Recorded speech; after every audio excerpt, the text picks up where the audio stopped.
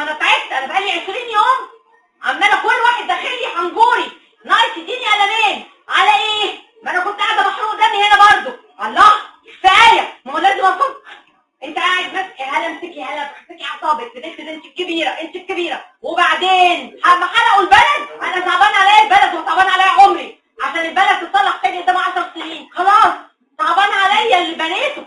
ايه امشي زي ما اكون عامله وكل جاي لي حنجوري عليا ليه؟ ال 15 يوم الزباله اللي انا عايشاهم، الناس اللي بتدخل لي اللي بتزعق فيا. يعني ايه؟